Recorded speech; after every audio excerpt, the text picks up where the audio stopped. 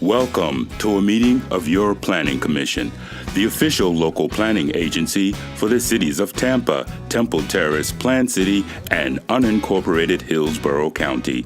The Planning Commission provides innovative leadership and long-range vision that contributes to the creation of a thriving, prosperous community that offers opportunity, fairness, and choice in how we live, move, learn, work, and play. For more information about the Planning Commission, please call 813-272-5940. Follow us on social media or visit our website at planhillsborough.org.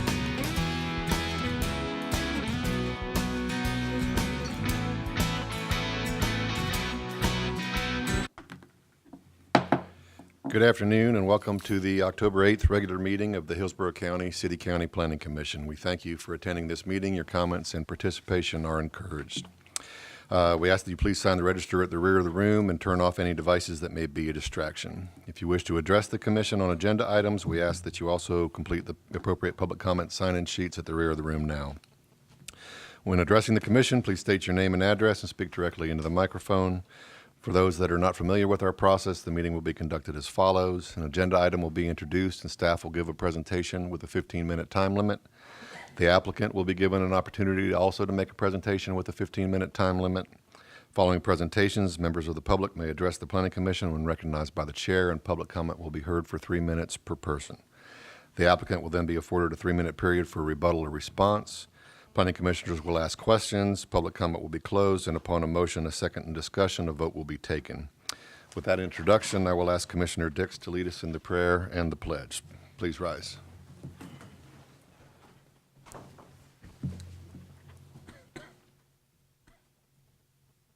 Lord, we come to you today and thanks for all the many blessings you have given to our community, our state, and our nation. We ask you this evening for your guidance and wisdom as we work hard and diligently to make this a better place for which to raise our families. It is in your name we pray. Salute and pledge.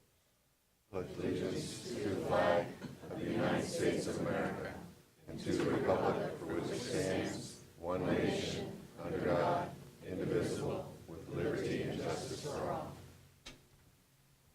All right. Thank you. Can we have a roll call, please?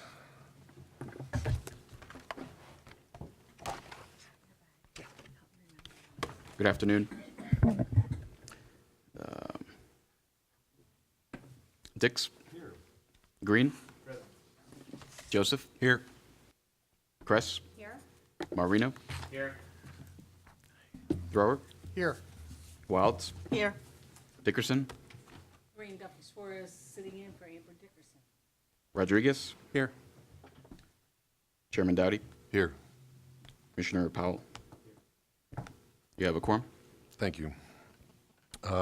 Next item up is the approval of minutes for the following meetings, and I guess we'll do them all in mass unless somebody has a correction, addition, or deletion. So we have our public hearing, Tampa amendments, I don't know how we missed it, for May 14th of 2018. Regular meeting of August 13th, and 2 public hearings for Hillsborough County and Tampa amendments of the same date, August 13th, and the regular meeting of September 10th, and the public hearing for Plant City amendments of September 10th. Mr. Chairman, Commissioner Green, make a motion please. to approve all the minutes en masse. Have a motion by Commissioner Green and a second by Commissioner Wilds. Any discussion? All those in favor signify by aye. Aye. Those opposed, motion carries unanimously with members present. That brings us to our newest commissioner. Cody Powell is our newest commissioner from Hillsborough County, unincorporated Hillsborough County, and you have to take an oath of office and standards of conduct, and following that, I'll ask you to say a few words about yourself. But if you could stand and. Okay, Mr. Powell, if you could stand and raise your right hand and repeat after me. I, Cody Powell, I, Cody Powell, a Planning Commission appointee, Planning Commission appointee of the Hillsborough County Board of County Commissioners, of the Hillsborough County Board of County Commissioners, do solemnly swear or affirm do solemnly swear or affirm that I will faithfully perform that I will faithfully perform the duties of my appointed office the duties of my appointed office and will support and honor, and will support and honor, to the best of my ability, to the best of my ability, all applicable laws all applicable laws of the state of Florida, Hillsborough County, of the state of Florida and Hillsborough County, as well as the bylaws, as well as the bylaws, beliefs, vision, beliefs, vision, mission, policies, missions, policies, procedures, and standards procedures, and standards of conduct of the Hillsborough County of conduct of the Hillsborough County City County Planning Commission. City County Planning Commission. I hereby, through this oath, Hereby through this oath, affirm that I will perform the duties affirm that I will perform the duties of this public trust of this public trust in a fair, in a fair, equitable, and ethical ethical manner, manner, befitting the dignity and responsibilities befitting of the dignity and responsibilities of the office. of the office. Thank you. Welcome, Commissioner Powell. And would you like to introduce yourself? Tell us a little bit about yourself. Yes, my name is Cody Powell. I live in Brandon area. I have a real estate company that we own out there, and I've lived in the county since 2009. Great. Thank you. We're glad to have you, and believe you'll be a fine addition to this board. So that brings us to item 1F on our agenda, collection of statement of interest forms. You all should have had in your packages items to whether or not you wanted to be chair, vice chair, members for the elections that we have next meeting. So if you can.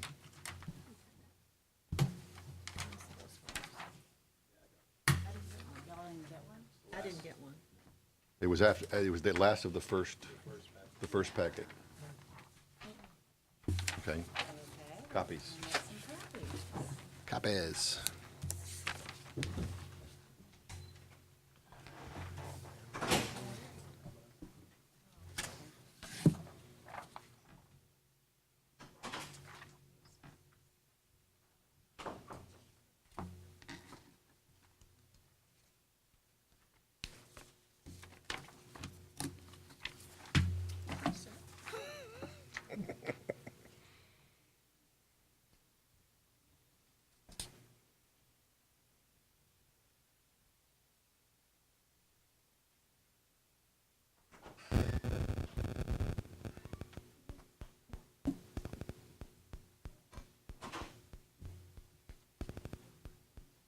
Great.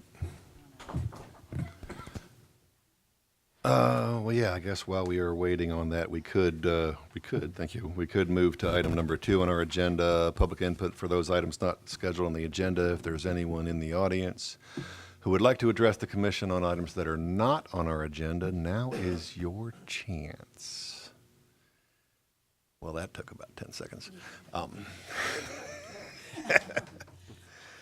Well, those that do have the forms, I guess we can get those collected, and then, I don't know, we can.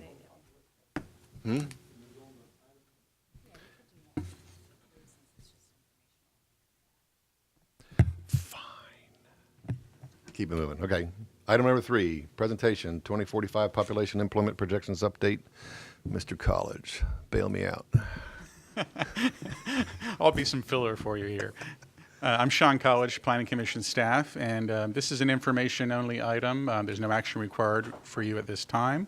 I'm going to give you an update of our important project, the 2045 Population and Employment Allocation Project.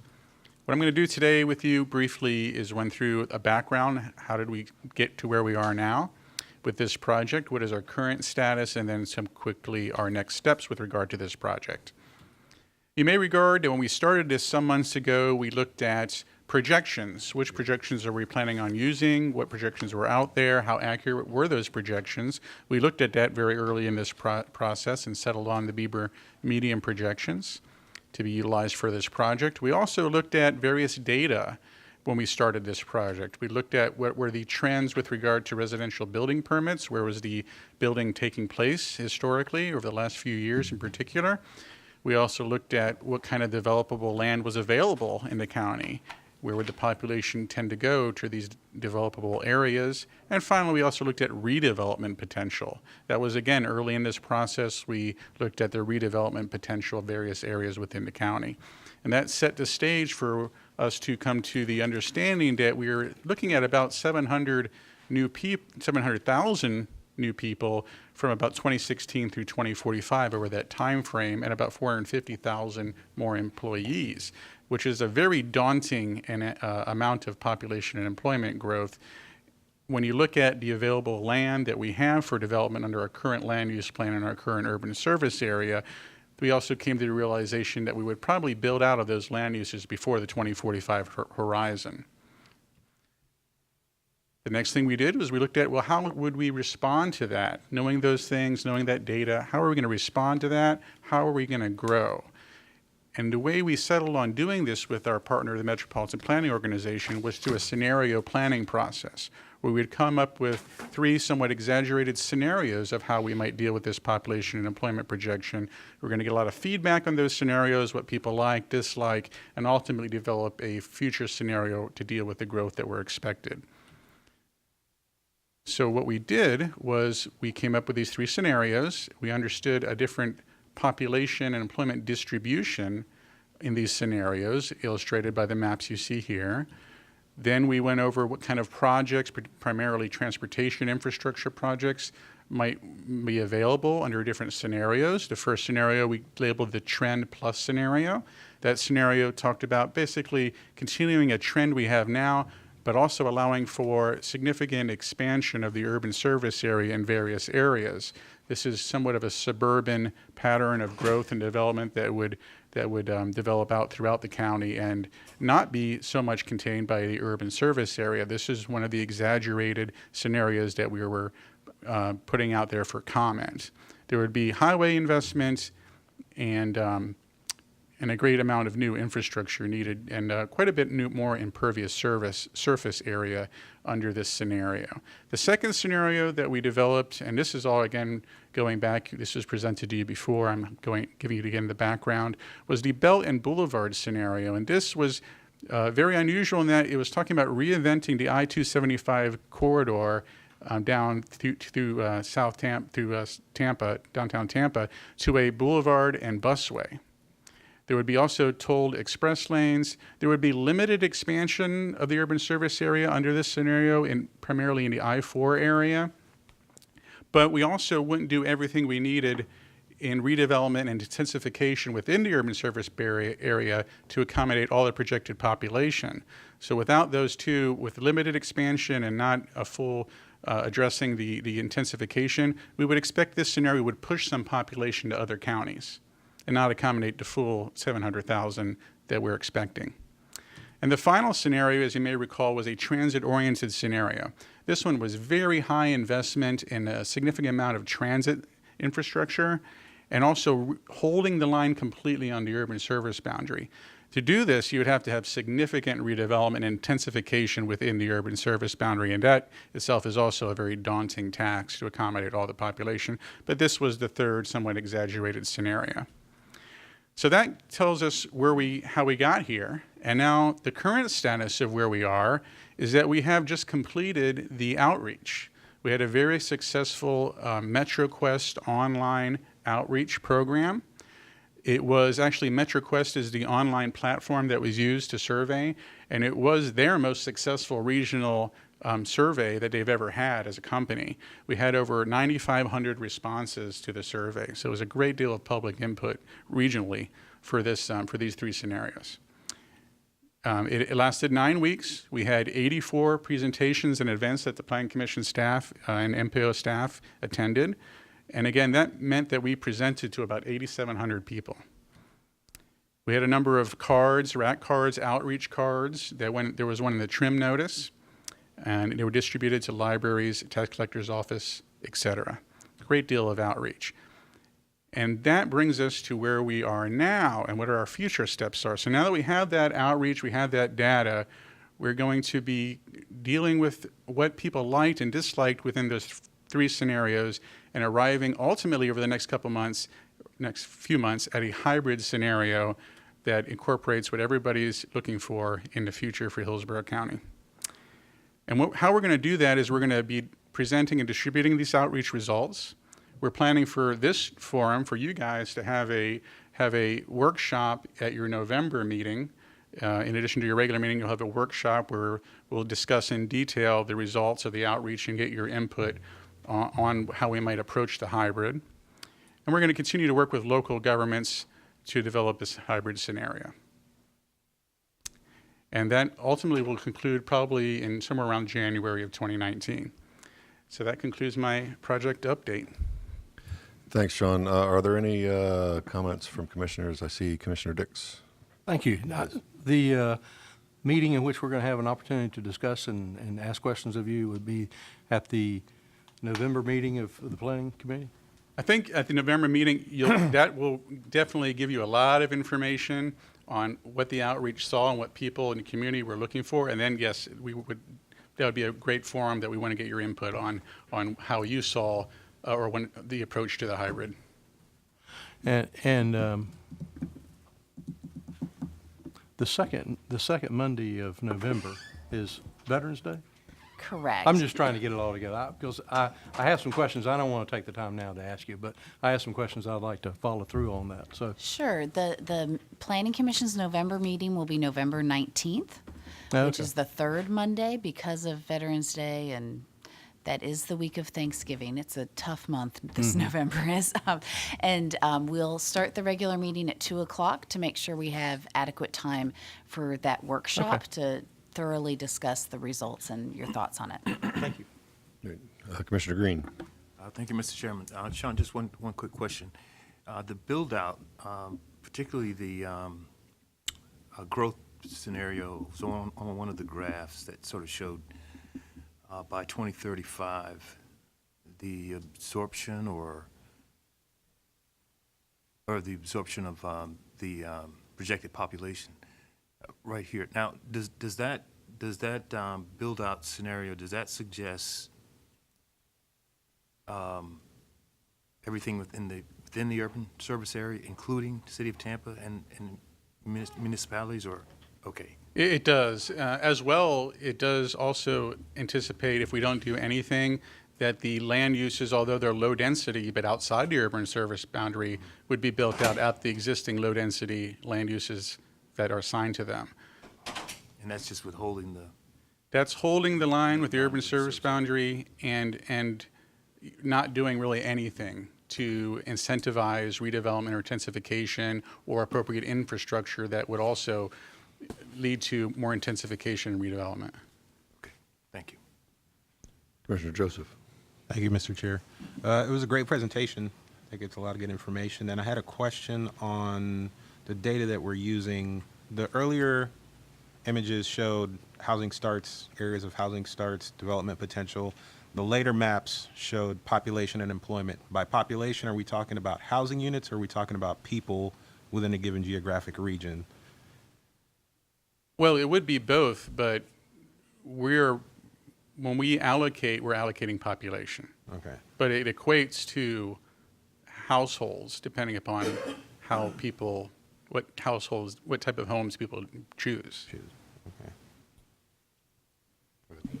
The back end of the data has, if we put in multifamily units, that has a different population per household that is generated. And then so the spreadsheets or database has all of that information inherent in it. So what choice we make influences how it calculates the population for that area. Okay. Thank you. Any other comments from commissioners? Thank you very much, Sean.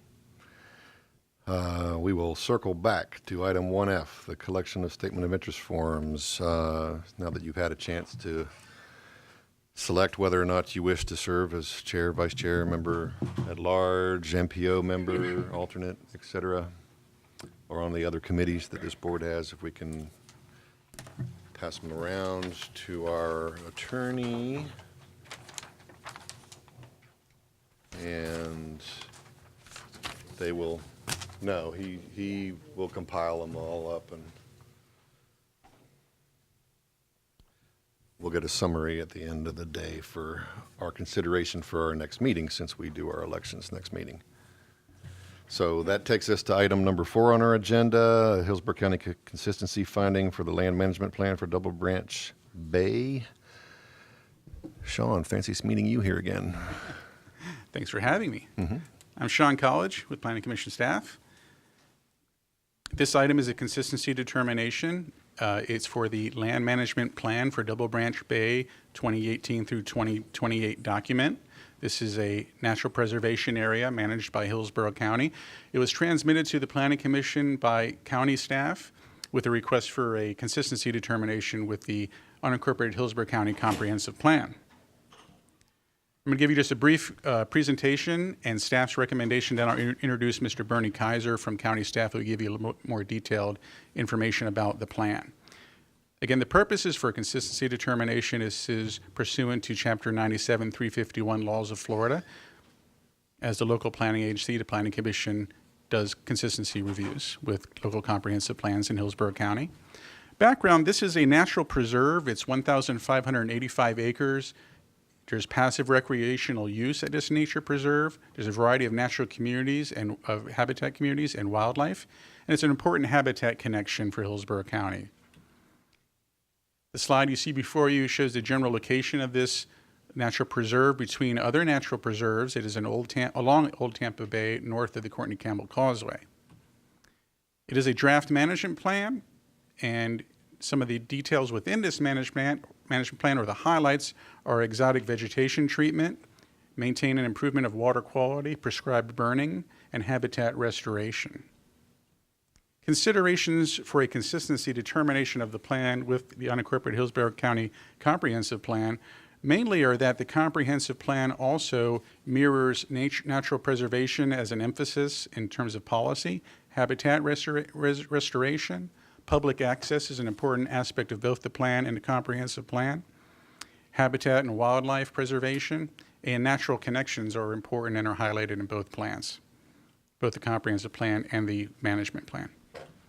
With those considerations, staff would recommend that you issue the resolution in your packet that has a finding of consistency with the Hillsborough County Comprehensive Plan and transmit that to Hillsborough County. And that concludes my presentations. I'd like to introduce Mr. Bernie Kaiser at this time, and he can give you a little bit more highlights about the plan.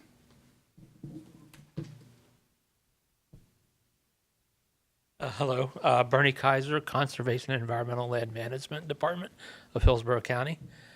I'll just briefly go through some of these presentation here of summarizing the management plan. So how do I? Oh, it is on there. Okay, good. Right, okay. All right. The plan was prepared for us by Water and Air Research, a consulting firm that's in Gainesville, Florida. And this, as Sean covered some of the points on the history of the site, it was acquired through the Carl program in 1985 and then leased to Hillsborough County in November of 85 for a term of 50 years. There's been a total of 3 management plans so far. The first one was in 1986, which was developed and adopted subsequent to the acquisition of the land. And then that was updated in 2007, and then we are now updating it for a second 10-year period. This current plan will cover from, well, once it gets adopted by the state, from 2008 to through 2028. They may backdate it to 2027, but it's a 10-year plan. This addresses several points in the care or conservation aquifer recharge element. Hey, I see my notes. Oh, okay. All right, I'm performing without a net today. Okay, so it involves the conservation and aquifer recharge element, the recreation and open space element, and future land uses. For Objective 13 and Objective 14, Objective 13 being protect and conserve significant wildlife habitat and essential habitat, as well as Objective 14 maintain populations of listed species through preservation and management of habitats. So Double Branch helps contribute to these goals It supports natural and semi-natural upland habitats, and I'll show you some slides of those in a minute, for listed species that are known to occur in the area. And it also supports marine and estuarine habitats, especially necessary for wildlife in Tampa Bay. And as I'll show you in a minute here, it's nestled along other coastal preserves that altogether help maintain some of the more sensitive coastal area habitats. And this is just to put it into kind of a perspective here. The preserve is up in the corner. Is there a pointer on here? No. Okay. If you move the mouse, you can get an arrow on the screen. Okay. There we are. I'm not usually doing these things. So there at the arrow is the Double Branch Bay Preserve, and the shaded blue area are the aquatic preserves in the surrounding area: Pinellas County, Little Manatee River, Terracea, and Cockroach Bay. Objective 15 and 16 of the care elements: minimize spread of exotic species and control such species on county-owned lands, and continue to increase acreage of natural preserved lands to ensure protection and proper use of these lands. The updated management plan identifies schedules for monitoring for exotic plants. We do have a lot of problems on the site. Brazilian pepper is probably the worst. There are several restoration projects ongoing on the site, and there will be some future restoration projects. And I will briefly show you how we go about doing the prescribed fire element. The habitats on Double Branch Bay, this is adjacent to Upper Tampa Bay Park if you're not familiar with it.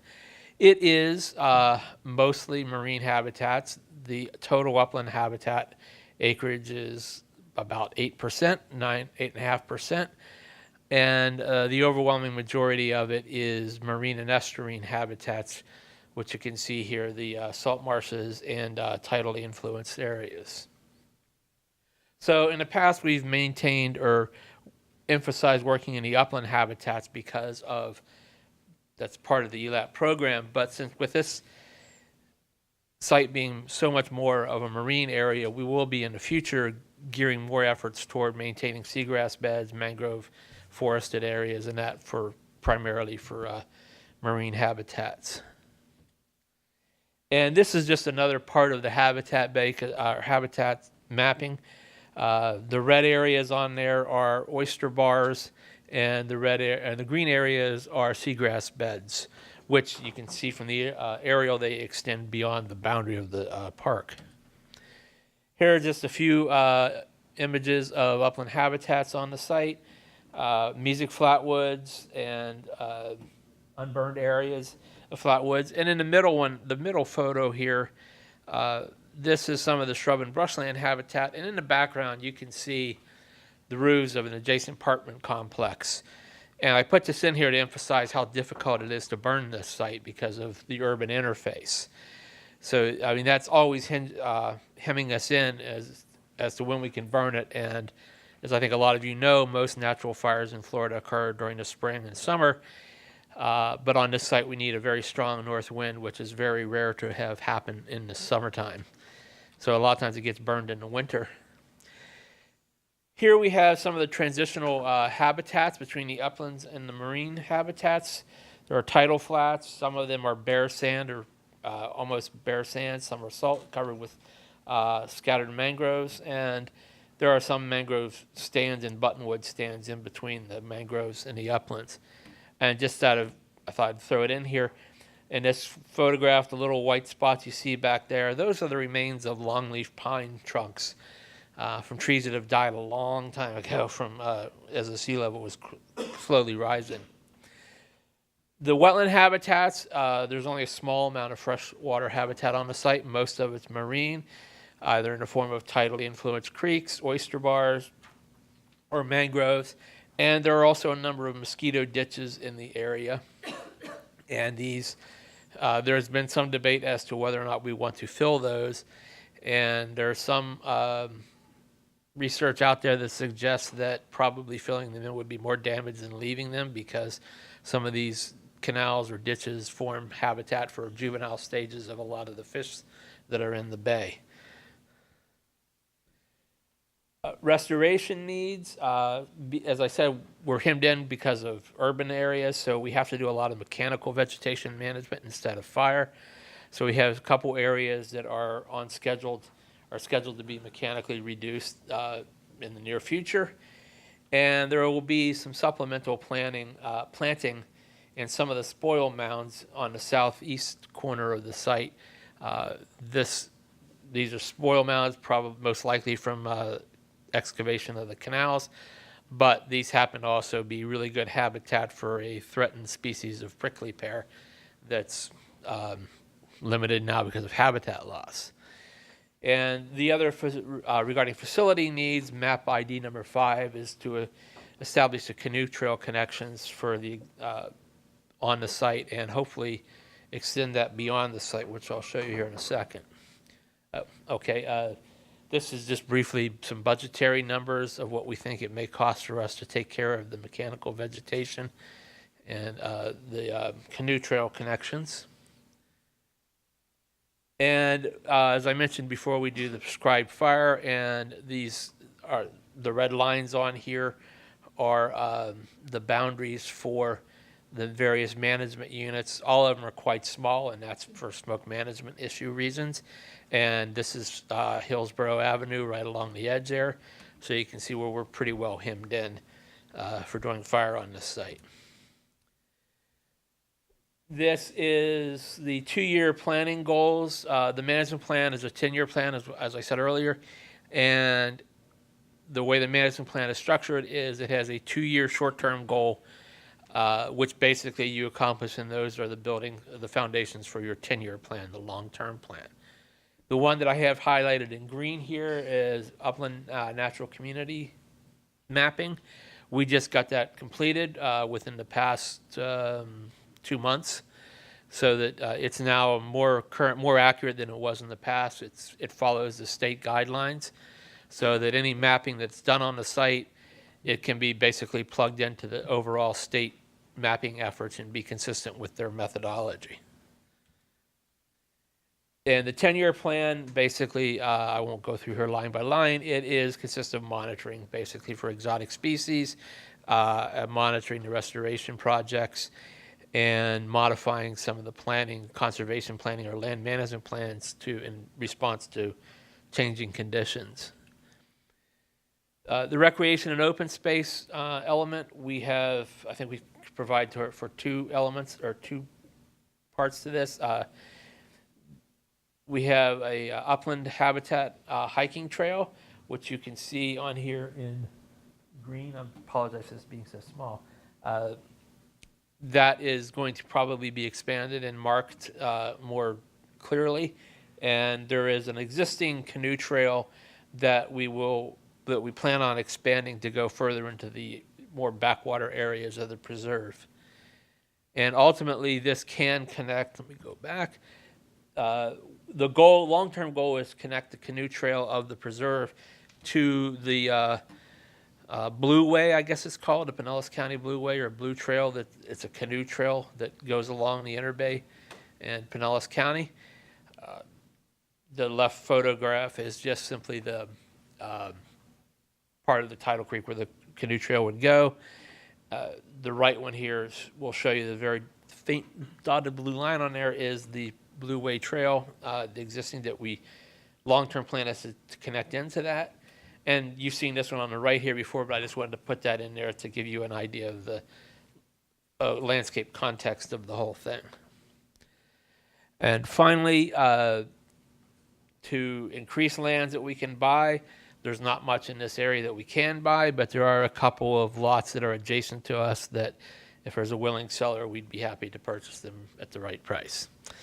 And that's all I have, so questions?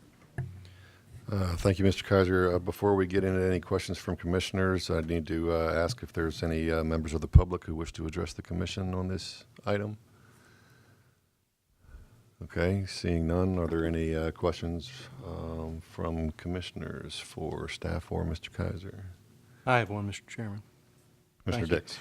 Mr. Kaiser, it's great work on this. It's a beautiful potential park. Just wondering on the timeline for hiking and canoe kayak trails?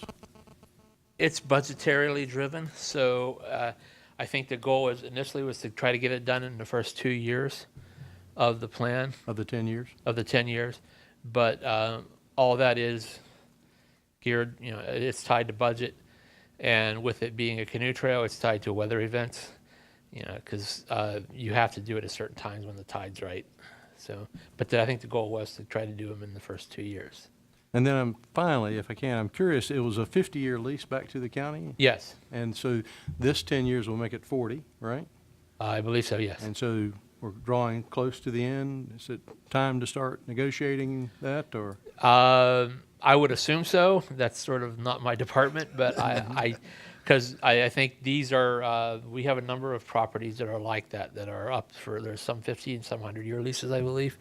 And given when ELAP started in the late 80s, there's probably a number of them that will be coming due in the next 10 to 20 years. Thanks. Thank you, Commissioner Dix. Are there any other? Ms. Suarez? I have a question about how does this connect to, say, any conservation efforts on Mobley Bay and what the city of Oldsmar might be doing, since it's all the same water body, and I know they seem to have quite a bit of preservation going on. Well, it's mainly it's going to be connecting habitats on the marine and estuary side, because the upland side on all these areas is very limited and it's very isolated. But there's quite an extensive swath of mangrove forests along the shoreline and seagrass beds and oyster bars. So maintaining those habitats here as well as in these other preserves will help out a lot for a lot of the vertebrate fish species in the bay. I was thinking more of like burning and some of the maintenance that you're talking about, and since they probably do similar, I don't know if we actually talk to them. We haven't. I'm not aware that anyone in our department has, but it would be a good idea for all of the counties in the area, because we all now have, all the counties now have a conservation land acquisition programs, and to try to coordinate a lot of those on a more landscape scale would certainly help out for the species that are there. I throw that out as an idea to pursue. No, I think it would be a very good idea, because we have preserves in the north part of the county that go right up against existing lands in Pinellas on Brooker Creek. On the east side of the county, we have, I don't think we have too much that is adjacent to Polk, but there we have some areas that are close to Pasco County lands, and same with Manatee. It would be good to try to get the entire region talking and coordinating their burn programs and restoration programs. Great. Any other comments, questions from commissioners? Okay. I will close did you? No? I will close public comment and entertain a motion. I'll make a motion, Mr. Chair, that we find the land management plan for Double Branch Bay 2018 through 2028 consistent with the Future of Hillsborough Comprehensive Plan for unincorporated Hillsborough County. I'll second. We have a motion by Commissioner Joseph and a second by Commissioner Thrower. Is there any discussion? Seeing none, all those in favor signify by aye. Aye. Those opposed? Motion carries unanimously by members present. Thank you, Thank Mr. you. Kaiser. Brings us to item 5 on our agenda, City of Tampa Land Development Code text amendments. Good afternoon. David Hay, Planning Commission staff. The next item for your review is the Tampa Land Development Code text amendment. We are a little background about the proposed request. It does fall within the July 2018 cycle of Land Development Code text amendments. If you remember back at the April 9th, 2018 Planning Commission meeting, a private Land Development Code text amendment was brought forward. After a lengthy discussion, the Planning Commission voted 6-3 to find that proposal inconsistent. Following that, Tampa City Council directed city staff to work with both the supporters and the opposition to the proposed text amendment and try to seek common ground. And after months of discussions, the majority of the parties have agreed on new language, and that new language is today here for your review. The proposed language would affect 3 chapters in the city's Code of Ordinances. Chapter 13 and 27 deal with the regulation of land, while Chapter 16 deals more with internal procedures over at the City of Tampa. Chapter 16 changes are provided within your packet for your reference, but are not part of this review process. The major changes proposed in Chapters 13 and 27 include the following. Amend Chapter 13 to add a tree removal zone for protected and grand trees. Establishing reporting mechanisms to track and evaluate grand tree removal in the City of Tampa. Replace the existing tree trunk measurement mitigation strategy with one that focuses more on measuring and replacing tree canopy. And lastly, modifying and adding definitions to clarify the overall process and provide improved consistency of overall actions. Your Planning Commission staff has reviewed the submitted request and found that the proposed language continues to provide protections to the city's natural resources and, more specifically, continues to promote the protection and retention of the city's tree canopy. Based on that, Planning Commission staff recommends that the proposed Land Development Code text amendment be found consistent with the goals, objectives, and policies of the Imagine 2040 Tampa Comprehensive Plan. That concludes my presentation. I believe Kristen Mora from the City of Tampa's Legal Department would like to give a brief presentation as well. Thanks, Mr. Hay. Please. Good afternoon, Planning Commissioners. Kristen Mora, Legal Department. I'll give you a brief overview of sort of what we have. I'll start with, this is really 2 changes as we see it. I'll start with the one that's sort of revisiting what was before you before with respect to the tree removal aspect.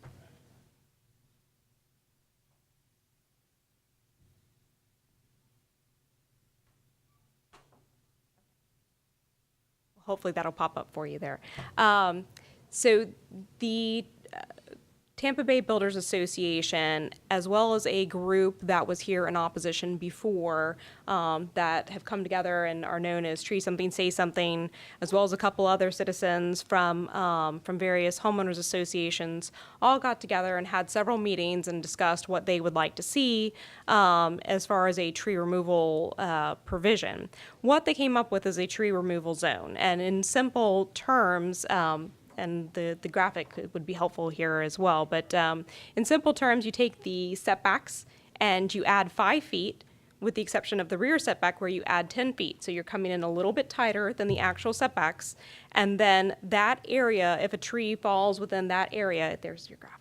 If the tree falls within that area, then it can be removed. This would be an administrative removal without notice to the surrounding neighbors. So that is the tree removal zone that is before you. The other aspect, one of the important things for the citizens that were reviewing this from a neighborhood standpoint was that go hand in hand with another change to the city's code regarding how we replace and protect and mitigate for removal of these trees, since potentially there's going to be more removal now, and it will be from an administrative standpoint. So that brings me to the next change.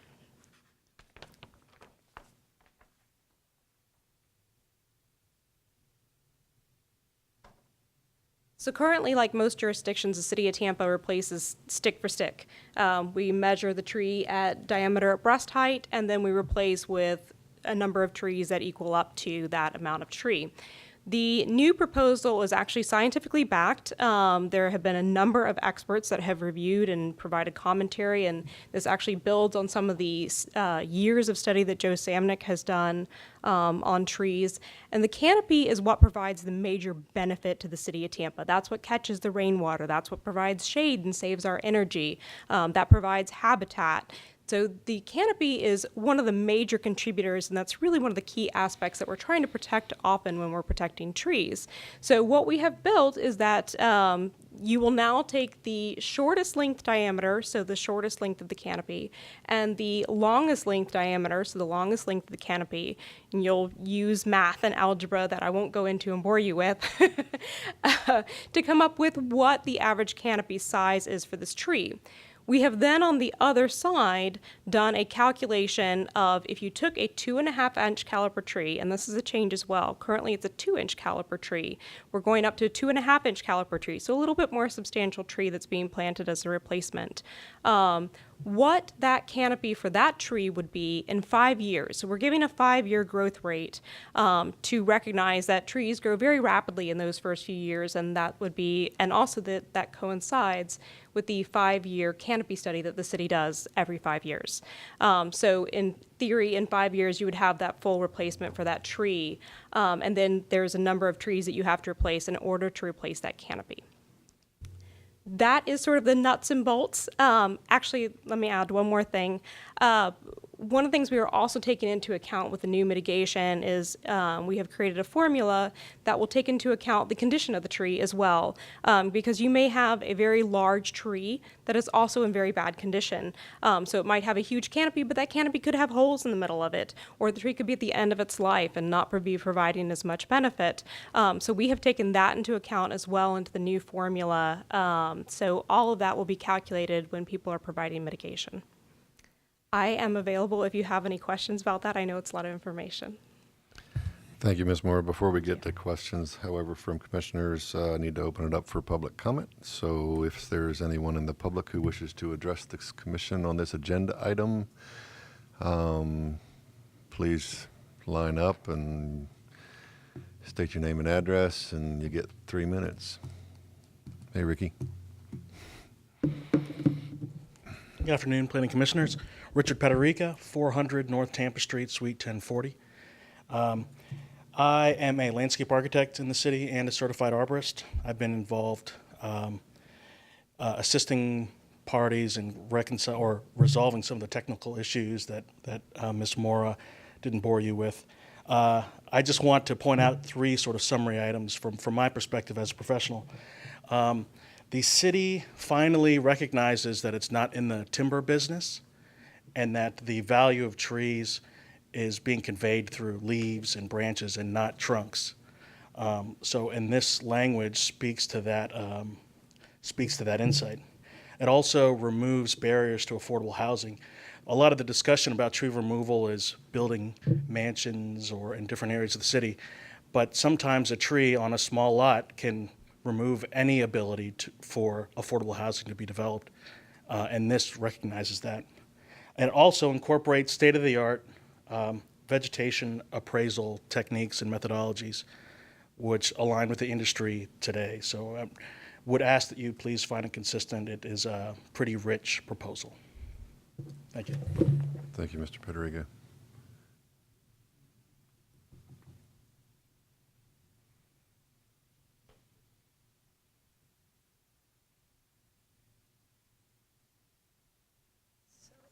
Can you guys see that?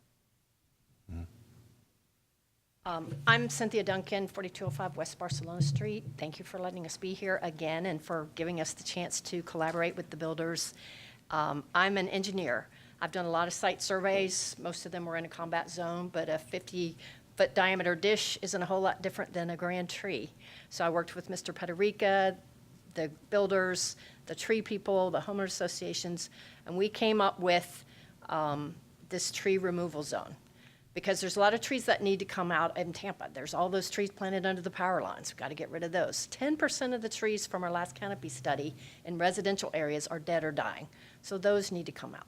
So we want right tree in right place, but we can't go out tomorrow and cut them all down. So we said the other trees that need to be removed, as Mr. Pederica said, are those in the center of a small lot. So we said, let's put some parameters around this. And these are the parameters that we came up with. They're very objective. If you have a small lot defined as less than 65 feet wide, less than 130 feet deep, less than 6,500 square feet, and your house, I had to change that. We changed it to building. So if you're commercial, if you've got a small lot, you have the same challenge if you have a tree. So the city changed it. If you have a building that's taking up over at least half that area, the buildable area, and a house or building is within that protective zone of the tree, it's too close to the tree, and the tree's in the center of this admin removal zone, the center of the tree, the dead center of the tree is in that tree removal zone, then it comes out. Very objective. As long as your tape measure works, there's not going to be a lot of debate. Again, as Ms. Mora briefed, the front is pulled in 5 feet from the normal setbacks, the sides are 5 feet in, and the rear's 10 feet in. We thought that was fair and won't decimate our canopy, and we'll move forward and see how it goes. They added the reporting so we can look at what's happening as this goes forward. We've also tied it to that mitigation strategy, because these are a lot of grand trees that before you had to go to the VRB every time. But for these, the VRB's going to vote 7-0 pretty much every time to remove it. It's in the middle, it's denying reasonable use. So we would like you to find both amendments, the mitigation and the tree removal zone amendment, consistent, because we want them to be enacted at the same exact date and time so that we've got this canopy replacement in place at the same time we're going to start allowing removal of grands in this tree removal zone. Thank you very much. Thank you.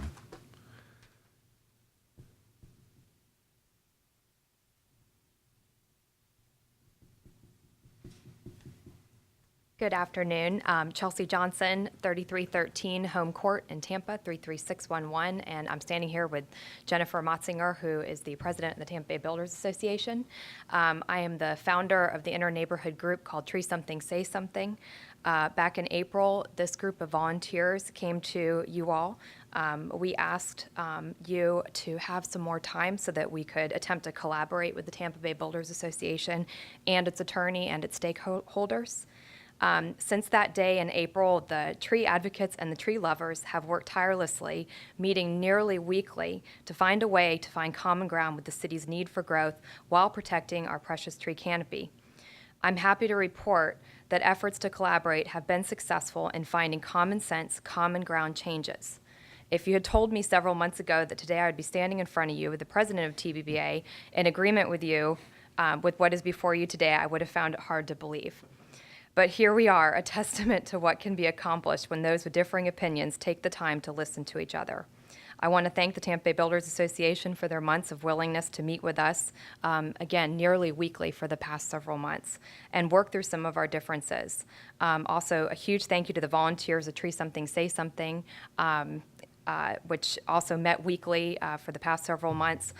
There are many hours of research representing multiple neighborhoods, homeowners associations, and just private citizens who care about the canopy. And I want to say a special thank you to them for their open-mindedness and being willing to collaborate with the builders. Also, a special thank you to city staff and county staff who have been just wonderful to work with. So that being said, we ask that you find these changes consistent with the city's comprehensive plan, and we really appreciate you allowing us to have some more time that we requested back in April, and we hope that you will approve the changes today. Thank you. Is there anyone else in the audience who wishes to address the commission on these issues? Seeing none, questions from commissioners? Commissioner Joseph. Thank you, Mr. Chair. I have a question about the mitigation strategy. We were talking about the canopy. We're doing the distance of the canopy, the furthest, longest and shortest distance. Does that doesn't take into account the verticality of the canopy, right? So you could technically just go to whatever furthest 2 branches were and then whatever shortest 2 branches were? Correct. Okay. And that replaces the DBH strategy that we've been using for a while now. I mean, I have some reservations that isn't a very complete way to look at a tree. I'm all for what Mr. Peterica talked about, the new ways of understanding leaves and limbs as opposed to lumber commodity. But that mitigation strategy doesn't feel like it's quite there enough yet to me. Like there can still be some loopholes in there. So I just wanted to make that point that it seems like there might be some room to slide somewhere in there, and it kind of makes me a little bit nervous. So but that's all. Thank you. Certainly, the point is well taken. The city did work on this strategy in conjunction with the experts at the University of South Florida, with Joe Samnick. So we did not come up with it in a vacuum, but your point is definitely taken, and we could always look at it and see if there are ways to improve. Commissioner Green? Thank you, Mr. Chairman. I just had a quick question, and I'm not sure if this is part of the ordinance, but on the front page of the briefing, David, one of the lower paragraphs, should be noted that the changes to Chapter 16 are proposed creating 5 tree trust funds. What are those? Again, Chapter 16 is not deemed a regulation of land. It deals more with the procedures internal at the city of Tampa. Okay. So it was provided in your packet for reference so you could see how the whole strategy worked together. Okay. But your Planning Commission staff did not review Chapter 16 for that. I don't know if Kristen wants to elaborate or... I can give you a little bit more information on it as well. So what the city has done, currently we have one tree trust fund that covers the entire city. Of course, there's a lot of differences between North Tampa and South Tampa and East Tampa and West Tampa. So what we have done is we have the city is already split up into 5 planning districts. We have split the tree trust fund, or will be through this ordinance, we'll be splitting the tree trust fund into 5 funds that coincide with each of the planning districts. Correct. Thank you. Commissioner Chris? Not a question, just a comment/compliment. I was a little suspect reading the background on this kind of in a vacuum, but I'm very impressed with the collaboration, and it feels like a really good compromise to me. So I just wanted to thank everybody's hard work involved. Well done. Great. Well, I actually have a question, and I'm going to do something that I tend to discourage other commissioners from doing. I want to ask a question of one of the public comment people. Ricky. This goes, I mean, I'm doing it because there was the collaboration, but I'm kind of follow up on Commissioner Joseph's question or comment. Can you, you're the only landscape architect talent in the room. So can you give your opinions on this new mitigation process versus the old mitigation process as to how it's better? The cutting edge, as Mr. Joseph was getting to, is a volumetric analysis of the canopy, which would include height. And when the discussion on the area of a circle and pi came up in just the canopy spread calculations, eyes started rolling. And then when it was an elliptical analysis of volume, people fainted. So, I mean, going to this standard is of canopy area is recognizing the environmental benefits that are conveyed by leaves, that is demonstrated by science. The trunk captures carbon, and that is something that we could continue to measure, but that is not one of the values. I may be kind of speaking a little bit out of my lane here, but one of the values of the city, as much it is to create more shade, reduced heat island effect, and the general canopy presence in the city. So, I mean, there's some scientific points that it's not addressing, but it's balancing it with the ability for all people dealing with trees, not just the kind of practitioners, to understand what's going on with their property and their natural resources. Great. So hopefully that kind of helps. Great. Thank you very much, Mr. Prederica. And just for full disclosure for you guys, I asked the question of Ricky just because we have worked together in the past, and I do value his opinion. So, thank you. Any other questions from Commissioner Green? One follow-up question. I'm not sure who to address this one to, but up until now, up until this this compromise, has tree removal? How has tree removal rather been a detriment to infill development in the city, or has it? Well, as the city, we don't feel that there was necessarily a problem in our current code, but more that there was a better way of doing it. Currently, as the regulations sit, whenever there is a tree on a lot that is of grand status, it has to go to the variance review board to determine whether or not reasonable use has been denied for that property. And that's, you know, as long as the tree is not, you know, a hazardous tree, that's the case. So regardless of whether it's necessarily, you know, the best tree or a good tree, or even if it's smack dab in the middle of the lot, it's something that has to go through the variance review board process, which is additional time, money, you know, difficulty for someone that's trying to remove a tree. This compromise seeks to, for at least some of these smaller lots, where the tree's pretty much in the middle of the lot, to sort of bypass that process and make it a little bit quicker and cheaper process. Okay, good. I'm certainly all for sort of streamlining the effort, let's say, but I'm not sure. Maybe somebody from the Builders Association can address this in terms of, you know, whether or not it has been a real problem for infill development. It has. Absolutely. Need your name, need your name and I don't, address. oh, I'm sorry. Jennifer Motzinger, representing the Tampa Bay Builders Association, 512 East Kennedy Boulevard. So I've been in my current position for 15 years. And while I don't personally work on projects, I can tell you that I've had about 50 members over the years tell me that they're not going to move forward with a project. Some of them are in conjunction with or in partnership with the City of Tampa unless something can be done with the current code, because it is extremely expensive and is extremely time-consuming. And extremely subjective to try and remove a tree. As a matter of fact, I have one builder right now who is working with the city to provide an affordable housing project. The only way that he would accept the proposal to do it is if the city got building pad ready, which means that they would take ownership of any infrastructure and tree issues. And it is proving to be quite an expensive challenge for the city to do. Does that answer your question? Yes, I was just curious about, you know, whether or not trees, grand trees, or been a real encumbrance. Very much so. Okay. It's the cornerstone of our governmental affairs program and has been for 30 years. So yeah, it's a big deal. It's a huge deal. And I let Chelsea take the microphone, but I echo everything that she said. This is a great compromise, and we do recommend that you approve it. Thanks. Okay. Thank you. Any other comments or questions from commissioners? Seeing none, I will close public comment and entertain a motion. I'll make a motion.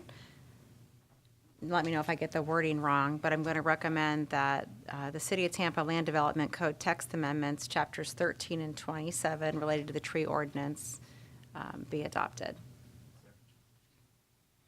We have a motion by Commissioner Kress and a second by Commissioner Green. Language appears to be appropriate. All those in favor signify by aye.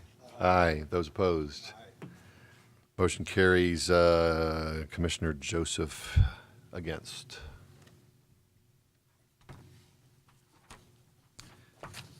All right, that brings us on the next one. Okay. Brings us to item number 6, interlocal agreement for planning services for an update to the vision plans for Ybor City and 2 CRA areas. Mr. Para. And before you start, I'll give it to Commissioner Para. I just wanted to state I have a conflict, so I'll be completing Form 8B. My wife works for Ybor City Development Corporation, so I'll be abstaining from this vote. And I'll submit this. Planning Commissioners, Pedro Parr, Planning Commission staff.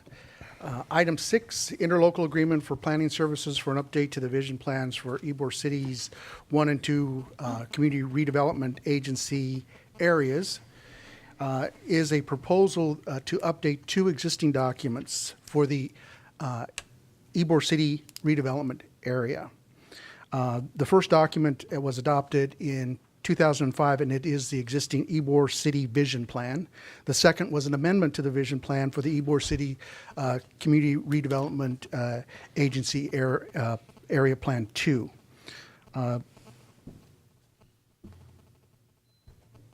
The reason we brought it to you is that this item is going to require a follow-up with an RFP for a plan consultant to complete it.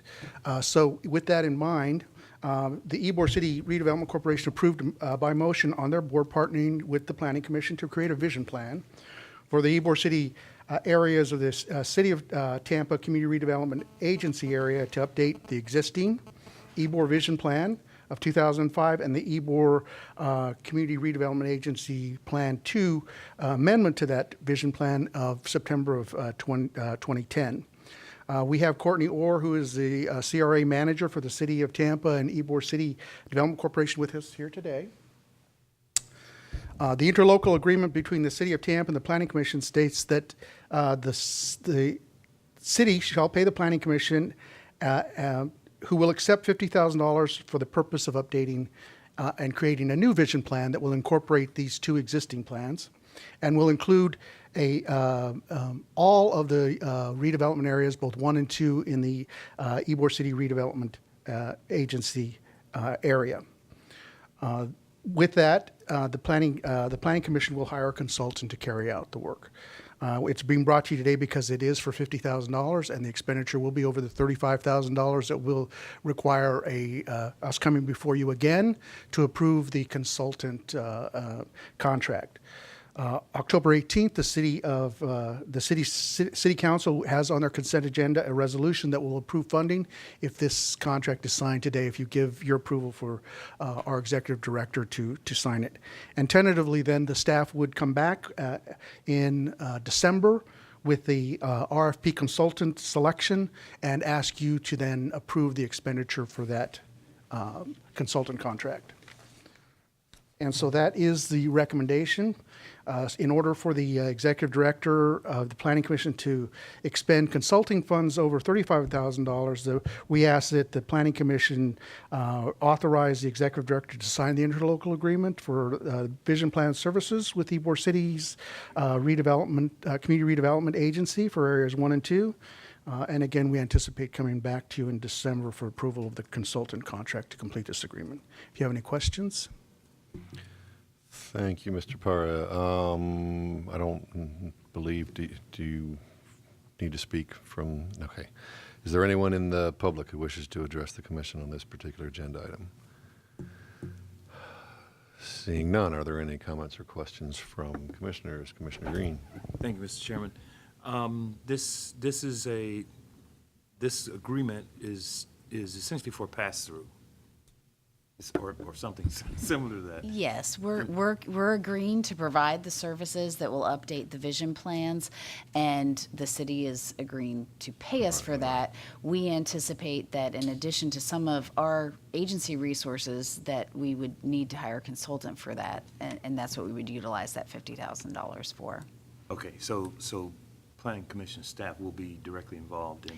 Yes, sir. Yes, effort. as Even would as the- city staff, but Okay. but yes, Pedro and Jay are anticipated to be leading the project with the assistance from Mr. Hay, since he knows so much about the city of Tampa, and so yes, we'll have a team that's working on it, and then we anticipate we're looking at the scope of services, and we may contribute some agency money as well to round out and be able to hire a consultant who can help us with all the aspects that we need it for. But that's what we're evaluating right now. And when we come back in December, will you have a estimate of Planning Commission resources that will be committed? Yes, when we put out the RFP, it will be for an amount, let's say $75,000, for example, and it will outline what we're asking a consultant to propose they would do for that $75,000. We'll evaluate those proposals, and then there will be a committee made up of YCDC members, our staff, city staff, and they'll evaluate the proposals and then make a recommendation to you for the consultant selection. That's what we hope to have back to you in December. It'll be a quick turnaround, but we're aiming to do it so that we can get started on this. Okay, I was trying to get a sense of the level of commitment on our part. Yeah, right. In I, terms of- I think I would, to translate, what I think I heard Commissioner Green say was the Planning Commission won't be contributing more than $50,000. Well, we will be contributing, no. More we- than half of the Whether in cost. Oh, kind or- no, right. The discussions have been that we would contribute about $25,000 as well as some of our in-kind staff time. We don't want to ask a consultant to do things that we already know we can do in-house, either because of our GIS, our demographic data that we have in-house, or simply that we have staff who can organize where our meetings should be located and send out notices for our meetings. So things like that we know we can do in-house, we're not going to ask and pay a consultant to do. So that's what we're fine-tuning still, is what we'll do. But what we've been discussing has been contributing $25,000 to the consultant contract, along with the $50,000 from the city of Tampa. Sounds like a few all-nighters for Mr. Hay. Any other comments or questions from commissioners? Seeing none, public comment will be closed, and I'll entertain a motion. Mr. Chairman, I'd like to make a motion that we recommend that we authorize the executive director to sign an interlocal agreement for vision planning services for Ybor City CRA areas 1 and 2. Have a motion by Commissioner Joseph and a second by Commissioner Powell. Any discussion? All those in favor signify by aye. Aye. Those opposed? Motion carries unanimously by members present. Brings us to item 7A, City of Tampa Plan Amendments. Ms. Malone. Good evening, Planning Commissioners. Jennifer Malone here with your staff. I'm here to present on 1811 as a briefing for the Tampa Comprehensive Plan Amendment. This is located in the University Planning District as well as within Old Seminole Heights neighborhood. This is going to look very familiar to you. I'll kind of explain the background on the next slide, but it's at Rowlett Park Drive. It's outlined in that red color. We have a city wastewater facility over here to the east and a TECO facility to the west, and then to the north is Rogers Park Golf Course. We kind of see a sliver of that on the aerial. It is a privately initiated regular amendment, which means that it's over 10 acres, and it will be subject to state and regional review following the transmittal hearing at Tampa City Council. It's about 16.85 acres, and the request is to go from light industrial to community commercial 35. This is going to look very familiar to you because it had a previous amendment request on the subject site, which was 16-14. Staff recommended inconsistency. The Planning Commission recommended inconsistency.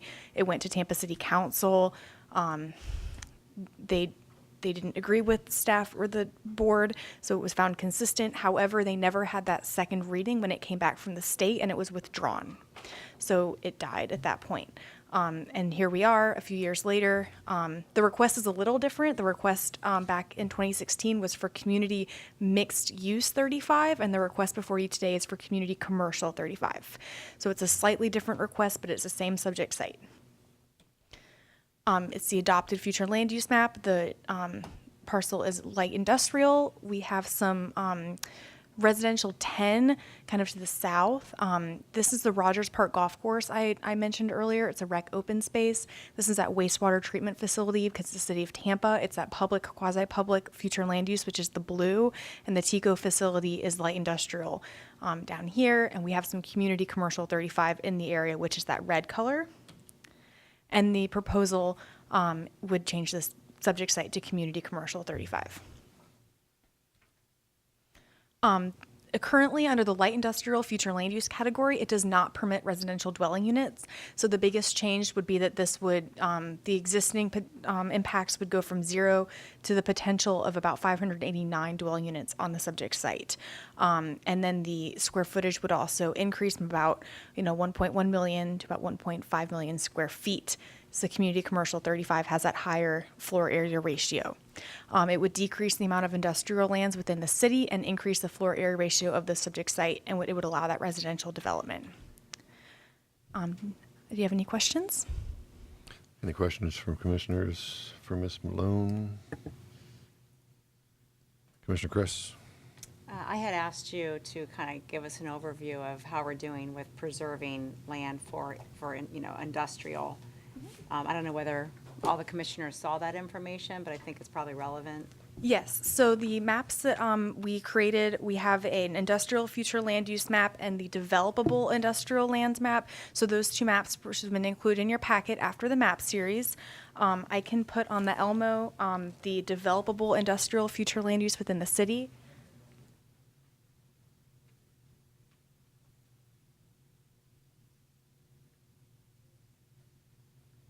For the record, it's about 300 acres of developable industrial land. And when the map comes up on the Elmo, or it's in the back of your packet, you'll see that it's very sparse. And the subject site is even on the map because it's developable industrial right now. So we would lose that if this is approved.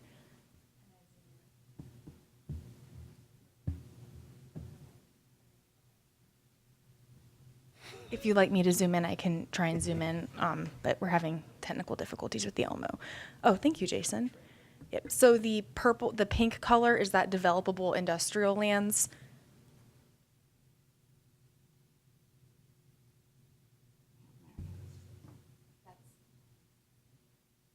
That's the subject site right there. There was also a map in your packet that just highlighted where all of the light industrial and heavy industrial is found in the city. There's just a stark contrast between what we have on the future land use map versus what is developable. Do we have any more questions? Mr. Green. Thank you. Excuse me. Jennifer, in the past, we've had similar requests to change industrial land use, let's say. And I'm not sure if and I know there was some discussion back and forth about should it happen or not. But my question has to do with maybe you can't answer this, but are we reaching some type of critical shortage in terms of industrial space in the city of Tampa? I will say that the comprehensive plan views industrial as job generators, and our comprehensive plan sets out the policy to maintain and preserve the industrial lands within the city of Tampa. We might have to do further analysis to discover if there's a critical shortage. 300 acres, and especially when you look on the map, it's just here and there, is not a lot of industrial, but the plan would probably point us in the direction of preserving and maintaining that industrial. The reason I ask is because I'm pretty sure a lot of us here probably pass that site on a regular basis, and they don't look so industrial, but there are pop-up commercial uses or temporary or whatever you want to call them that are there consistently. So I was just curious as to whether or not this is part of a trend that is going to get to a critical point at some point here in the future. Yes, thank you for your question. Thank you. Ms. Duffy Suarez.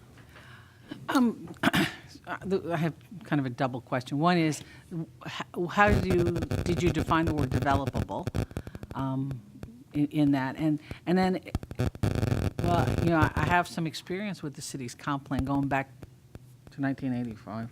And I know there was industrial put on the comp plan because there were some uses there. Did you do any analysis, or will there be any analysis done to look at the suitability of the industrial areas on properties? In other words, there was a lot of areas where there was industrial, so the comp plan got made industrial to recognize what was out there, but not, is that the best place for industrial uses? So 2 questions. What do you call developable, and what kind of analysis will be done? Okay, the first question, I would have to actually double back with you on that. I worked with our GIS department, and we just said developable industrial land, but that's a good question, and I'm not, I would just have to check with our GIS department and see what developable is, or how the computer would define that.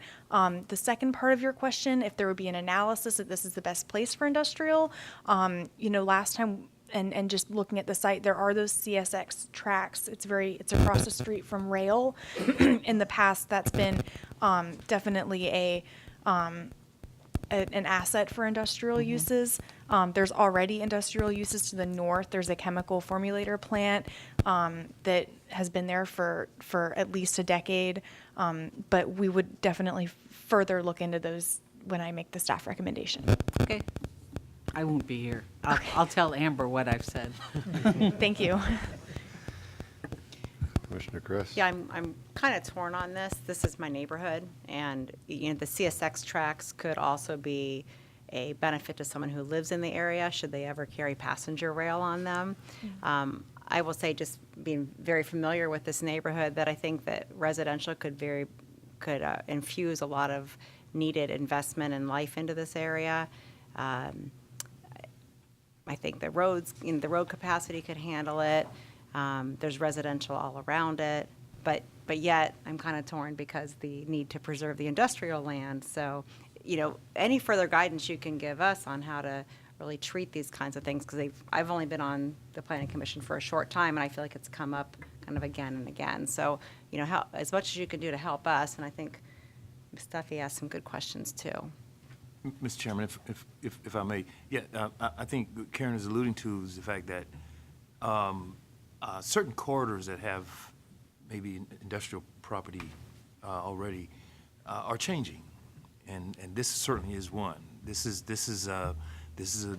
it's sort of an indirect route for people to get from 30th Street back over to 22nd Street if they're going further south through East Tampa, and this is well, you only got half of a corridor because the tracks are on the other side, but it is changing, and it's looking, once you get to that intersection, it looks more like a commercial area until you get around to 22nd Street. So, so I'm wondering if that plays into the developable scenario as well. Yes, I will certainly look into that definition of developable, and I will say it's my understanding that light industrial does allow for some of those retail uses, and heavy industrial does not, which is probably why we see this pattern on this corridor of still that commercial intensive, like open storage. I know there's like a marble and granite facility to the north of the subject site, and that's still allowed under that light industrial, but it might not be when the comprehensive plan was envisioning light industrial under those policies. But it would still allow for a variety of open storage, commercial intensive type uses. Commissioner Joseph? Thank you, Mr. Chair. My question is actually for our executive director, and it's more of an administrative thing that this whole conversation, Commissioner Kress, Commissioner Green, Ms. Duffy Suarez, has kind of spawned. Is when we have issues like this industrial issue that we've been dealing with since I've been on the commission, and we consistently ask these questions, we're looking for ratios of, existing industrial to potential future industrial, and a string of other, data and GIS questions I could run off right here and bore people to death. But is there someone, a team or an individual within the organization who we can, as commissioners, say, well, we want this studied, that person go study this sort of thing, or that team go study this sort of thing and report back to us? Yes, that team probably doesn't look the same for every issue. So in this case, I would, if you gave me some of those questions, which we'd love to do the analysis on, I would probably include, of course, Jennifer and David, but also some of our GIS staff, but also probably Sean College, because as you heard from the very first presentation, we're anticipating needing locations for a large number of employees between now and 2045. And that's ultimately where these decisions cumulatively add up, and we're not able to accommodate that any longer. So I think I would want to take a look at what is being allocated in terms of employment in this area under some of those 2045 scenarios and see what this how this change would impact that. And I think with the approach that we've taken on the 2045 this time, we have a more robust data set that we could do that analysis with. So hope. Okay. If you want I'll to get send with me you. the I'll questions, get with then you. I can figure out who the And I right want staff are probably also to do say it. that staff has done a great job coming back with the bits and pieces, turning little things around, but I think there needs to be a more comprehensive, if you will, kind of focus. Things like, land use and transportation that we always keep going in circles about, for staff to really study these things a little bit closer, maybe do a workshop or something for us and come back with some information. Absolutely. I like the idea. I'll get with you on that. Thank you. Okay, great. Commissioner Powell? The map that you showed a second ago, was that just for the city of Tampa, or is that for all of Hillsborough County? That was just for the city of Tampa. I didn't pull any industrial analysis for unincorporated or the other cities. I could certainly do that, but since this was a city of Tampa amendment, I just focused on the city itself. I think it would be, for myself, I would like to know, like, relevant, just to see, maybe we don't have a lot of in the city of Tampa, but do we have other areas of opportunity, just to see what is available elsewhere. Certainly. Thank you. I just wanted to let Commissioner Powell know that that will be a part of our focus. That's one of the things also that we keep coming up, so we'll talk about it. Any other questions? Thank you, Ms. Malone. Item 7B, Mr. Hay. Good afternoon. 18 David and Hay, 12. Planning Commission staff. The next amendment in this briefing is TA CPA 1812. The site is located within the central Tampa Planning District. You can see it. It's right just to the west of downtown here. It is in the West Tampa Urban Village. Here we have an aerial of the subject site. Of course, that's the subject site outlined in red. We've got North Boulevard. Of course, this is the University of Tampa here. Cass Street is to the main street to the north, and then Willow is further to the west. You can see the area is, this quadrant really is exclusively non-residential. There's a mix of commercial. There's a huge dog kennel actually here. There's light industrial uses and heavy commercial uses scattered throughout.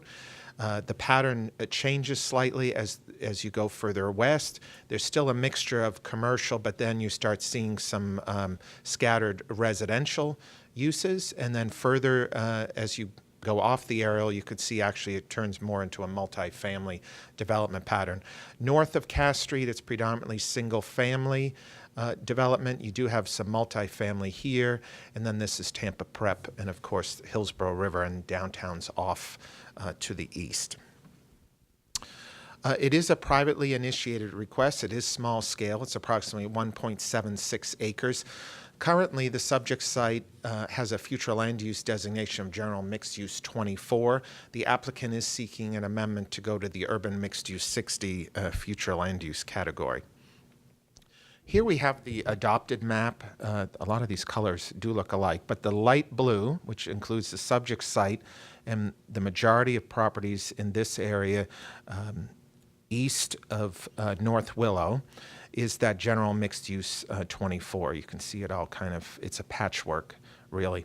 As you move closer toward the intersection of Cass and North Boulevard, there is some UMU 60 currently just to the northeast of the subject site. You do get some community mixed use 35, which is that pink color there. There's actually some neighborhood mixed use in there as well. And then you've got, in this brown color here, residential 35 that corresponds to this color, and then residential 20 to the north. It is more intensive as you go to the south and east. You've got public, quasi-public, that's the blue, representing the University of Tampa. There's actually UMU 60 along this portion of Kennedy Boulevard, way further to the south.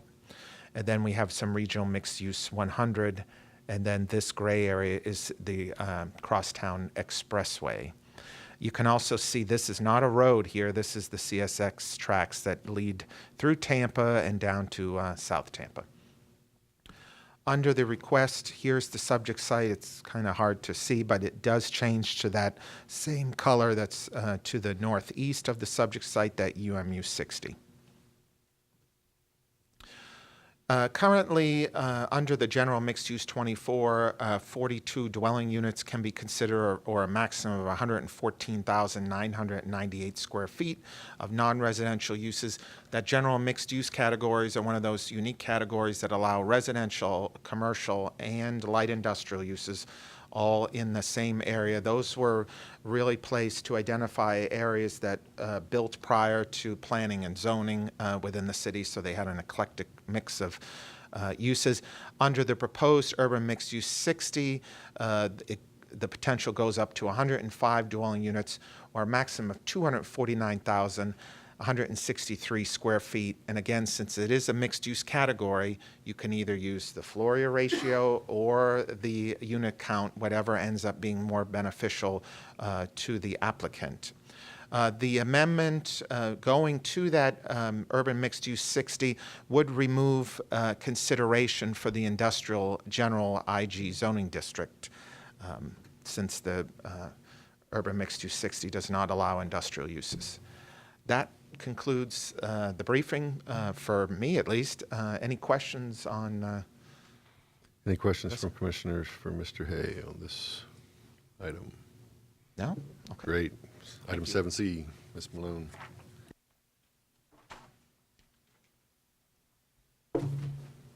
Jennifer Malone with your Planning Commission staff. I'll brief on 1813. This will also look familiar. I'll explain the background when we get to the background slide, but it's in the South Tampa Planning District within the Palmacia neighborhood. It's outlined in the red. This is West Bay to Bay Boulevard and South Himes. We have a church to the north, some office uses to the east, and single-family detached residential neighborhood to the south of the subject site.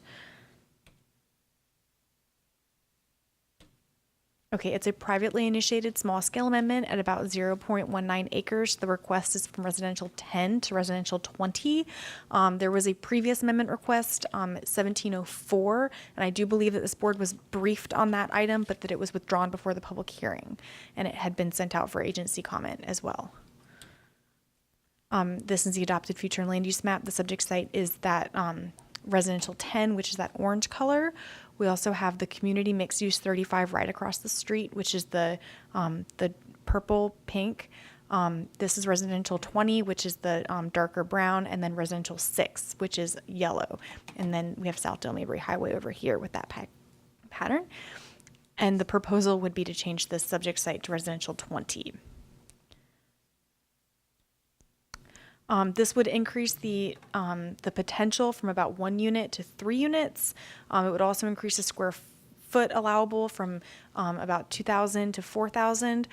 So in short, it will allow for a higher residential density and greater commercial intensity. However, the subject site would still be subject to locational criteria within the comprehensive plan for those non-residential uses, which would be evaluated at the zoning stage. Any questions? Thank you, Ms. Malone. Thank you. Are there any questions from commissioners? Madam Chairman, just one. Thank you for a nice presentation. As you're looking west along, is it Bay to Bay? Mm-hmm. Would you like the aerial or the future land use map? No, that's good, right there. Okay. And so it would be changing, which is residential 10 to residential 20, which is across the way. Is that the general thought process that we will begin to increase the density as we go, because that's kind of the first one of a block there? And here's the proposal too, just so people can see the difference. Right. I think we're just evaluating this as one parcel right now. But I will say it's a busy intersection. When I was out there taking site pictures, and we do already have that commercial directly to the east, as well as the residential 20 south of the commercial to the east. Does that kind of answer your question? Yeah, that's good. Thanks. Okay, but there is that residential 10 to the south of the subject site, that established neighborhood. Any other questions from commissioners? Commissioner Green? Jennifer, is that Res 20 at the, just off of Del Mabry on the south side of the street? Yes. That is? Yes, there's residential 20 along South Del Mabry Highway, and then it transitions into the residential 10 as you move east. This is residential 20. and then residential 10 in the brown, in the orange. And what are those two that, These two? yes? Okay, that is my mistake. I didn't add the legend to the map. I believe that those are suburban mixed use 6. It's not very common to have that category in South Tampa. It's really a new Tampa category. All right. Okay, thank you. No problem. Any other questions or comments from commissioners? Thank you. Thank you. Item D, 1814, Mr. Collins. Thank you, Mr. Chair. Good afternoon. Jay Collins, Planning Commission staff. The last two amendments for this cycle are both publicly initiated. They are both high schools here in the city of Tampa. This is publicly initiated in-house here with the support and understanding of the school district as well as the city of Tampa. The city of Tampa came to the Planning Commission several months back and actually asked for an analysis, if you will, of one of its land use categories, transitional use 24.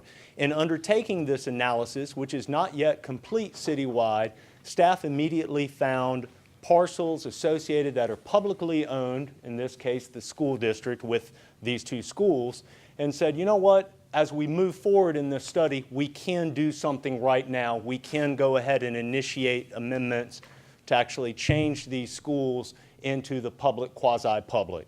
So that's the background of these two publicly initiated amendments, and now I'll just go through them briefly for you.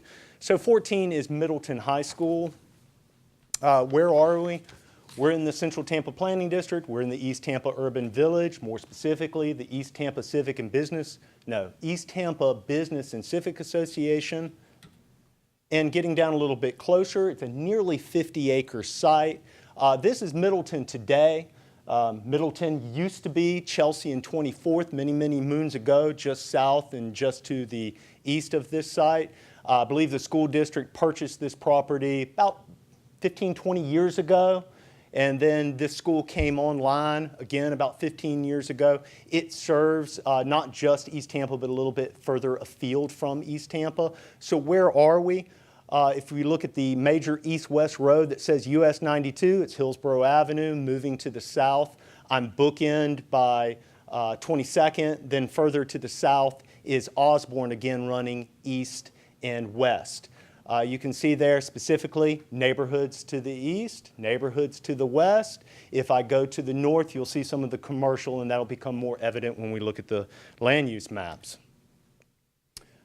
It's publicly initiated. It's a regular scale amendment, so it does have that state and regional review. It's just under 50 acres. It's a cavalcade of categories. There's community mixed use, community commercials. There's a variety of different residentials. There's right-of-way that's in here, and then there's the transitional use 24 that's in here.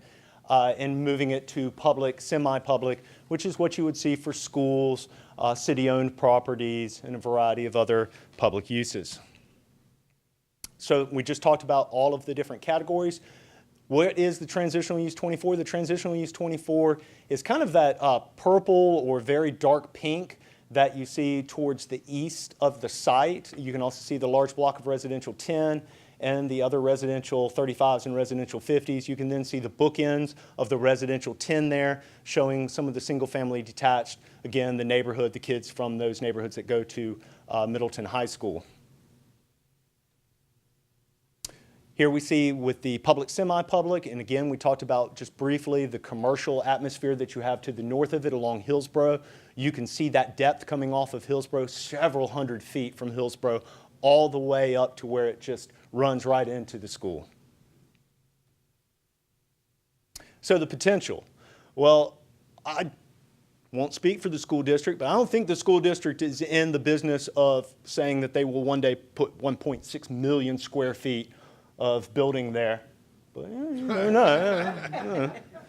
But it is what it is. I mean, this is almost 50 acres. It's in the city of Tampa. There's a lot of development potential that could be there. So are they losing something? Nah, not really. The category public, semi-public is not defined. It's not applicable. What that means is that in the city of Tampa, through the comprehensive plan, there is not a prescribed FAR. There is not a prescribed density for the category. Instead, it looks at compatibility issues that you have in your neighborhood. So those compatibility issues that you have in your neighborhood work through that government-owned facility, water treatment facilities. We talked about one earlier with one of Jennifer's. Churches, hospitals, schools, utility and transportation facilities. So questions on this? Are there any questions for Mr. Collins? Shed some Ms. light, just Duffy a, Suarez. two little, of course, I'll have something to say. Two things to say, two different hats. First of all, we have been in contact with the staff. Just to explain this situation, in the mid-90s, school district assembled this property through about 30 different property owners. So it wasn't a piece of property sitting there. So that explains why it's a hodgepodge of land use categories. They had to purchase each one. It was before I was there. So they purchased each one and relocated and reopened Middleton High School. I think in '99 it reopened. But before that, I used to work here when I wasn't working there. And one of the things we did when I worked here was we went through and tried to change a lot of the schools and church properties to the public, quasi-public, so that we could get a more accurate analysis of the carrying capacity of the land in Tampa. So when you look and you say, oh yeah, we have this much R10, well, you don't really, because some of it's got schools on it. So it was we went through and tried to do as much as we could. Apparently, well, this wasn't there, but probably Jefferson we might have missed. We didn't own that piece either. So anyway, that's kind of the history. That's been something the Planning Commission has tried to do, is to get a more accurate picture for the density, and this is probably appropriate on these next two. Exactly. Thank you for pinch hitting for that one. Yeah.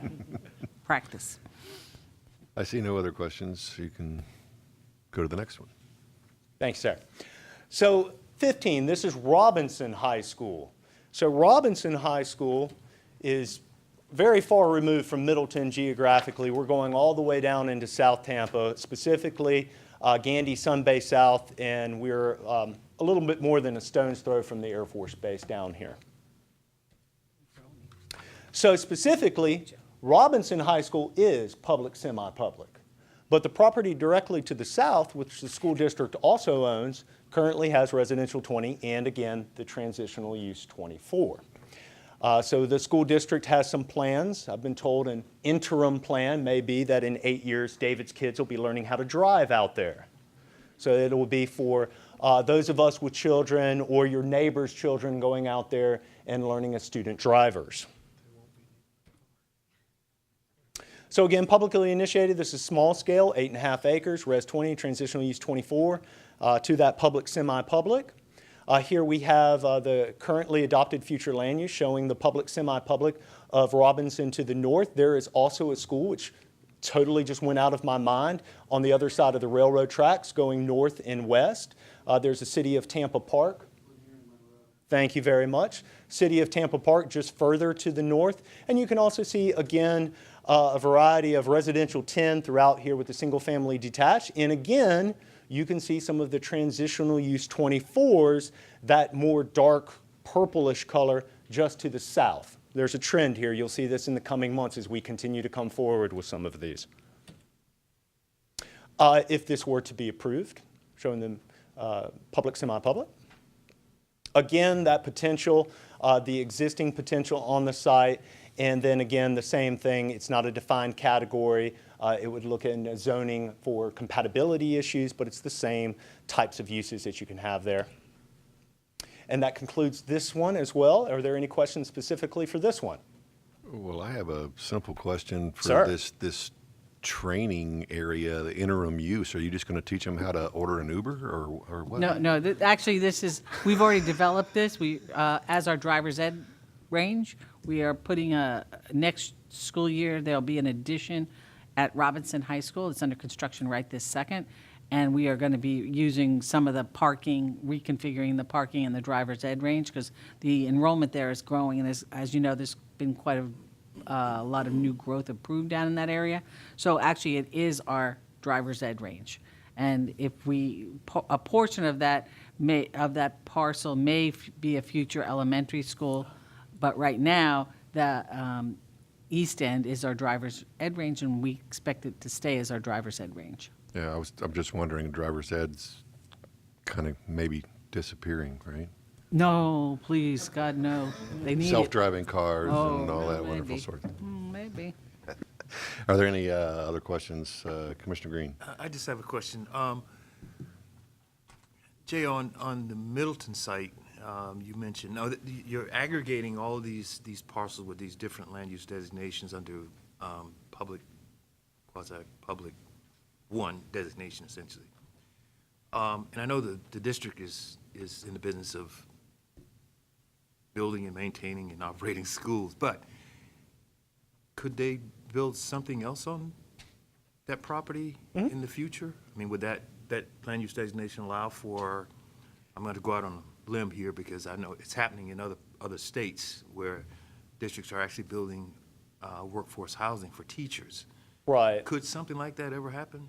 Yeah, without going on, close your ears. without going out too far on a limb, if it were nonprofit housing for the school district and would be set up in some sort of way that everybody understands it as being nonprofit housing, in the same respects as the Archdiocese of St. Petersburg has developed nonprofit housing, then yes. I'm sure that if the school district wanted to actually do market rate housing in some respects, then they would have to have a conversation with us, and this would have to either go into a residential category or find an alternate site that they already own elsewhere in the city or the county. Okay, thank you. Just curious. Any other questions from commissioners?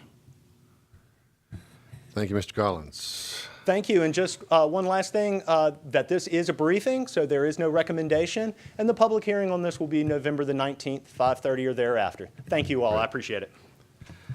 That brings us to item 8 on our agenda, which is the Executive Director's Report. Mrs. Ornita. Good afternoon, Melissa Zornita, Executive Director. At your seat, you should have my Executive Director's Report, which covers a couple of the meetings and activities that I've had over the last month.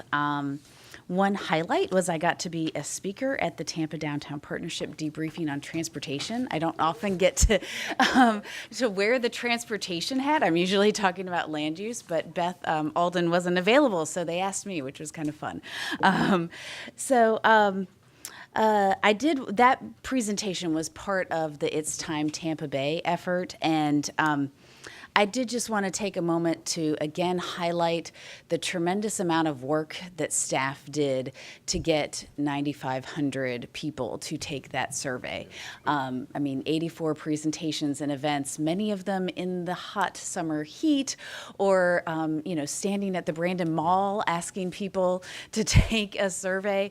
It wasn't easy work, and every single person on staff participated in that effort. And so I really appreciate all that they did to make that happen. I did want to highlight, as I think it came up earlier, the November meeting is November 19th because of Veterans Day, and we'll be starting at 2 p.m. I also wanted to introduce our new planning outreach manager, Mary Hoppy, has just joined us last week. Mary has had an outreach positions with the Tampa Bay Estuary Program. She's done some work for Cutter. She served as Mark Sharp's commissioner's aide for a brief period while he was a commissioner. So she's got a wide background that she really understands all of our planning issues as well as the things we need in terms of communications, social media, all that sort of good stuff. So we're thrilled to have her on board.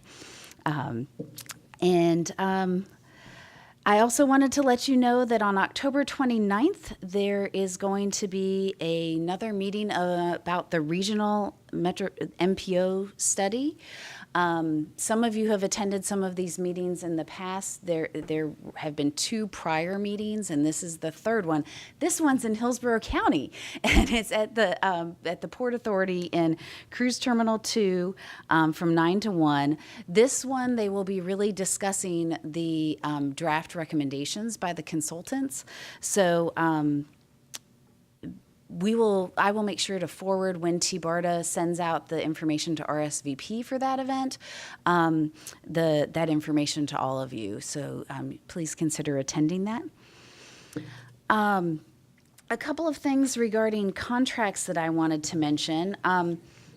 At the APA Florida conference, I was approached by Dennis Smith, the planner in residence at Florida State Department of Urban and Regional Planning, about a potential project that they were interested in maybe partnering with us on related to proposed shared mobility design and policy guidance, which means, in English, that they have done 3 studies with FDOT, starting in 2014 and all the way up to last year, looking at automated vehicle technology.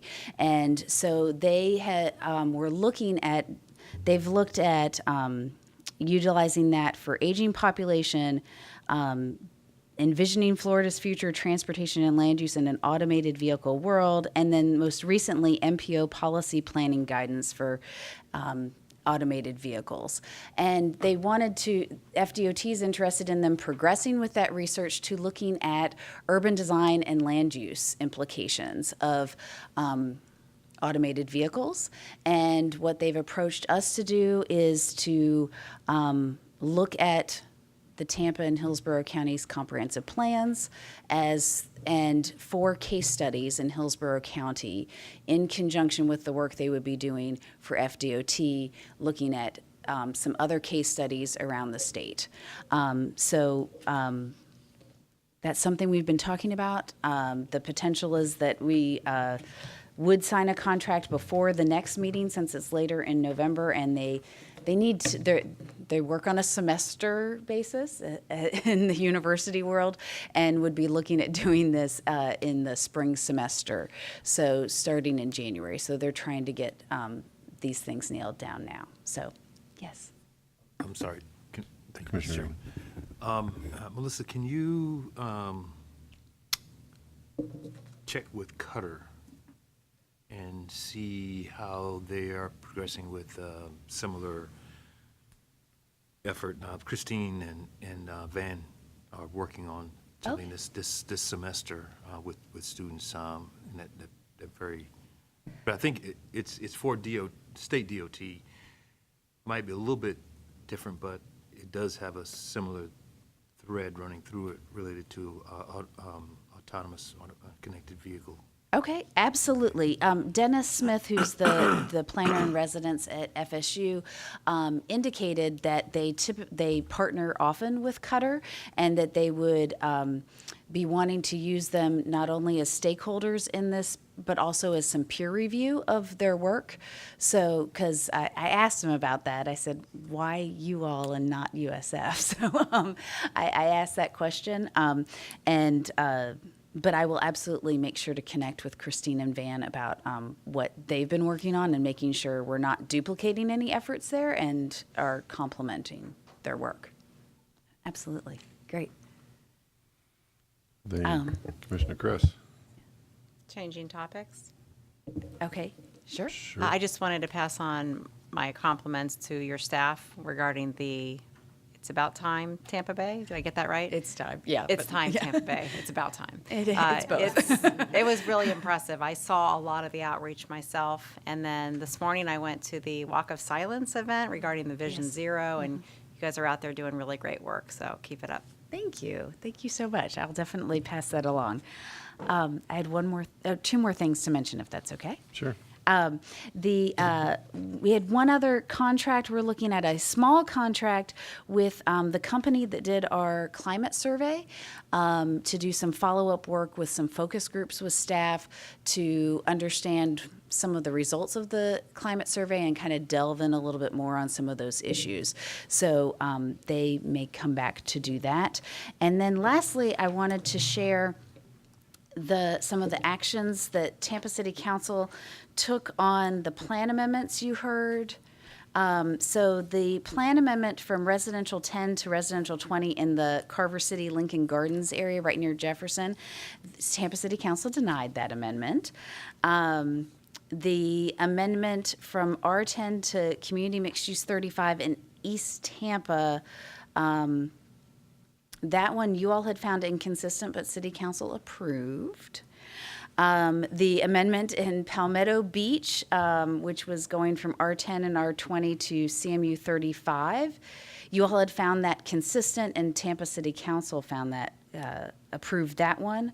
Actually, they approved all the others. There were two in Tampa Heights along Columbus. One that was, they were both going from Community Mixed Use 35 to Community Commercial 35. Right, I'm going to mess up which is the north-south street.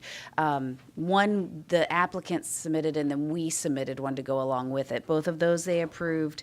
And then there was an amendment to the CMU 35 in that same area of North Hyde Park, the West Tampa Urban Village, and they approved that one as well.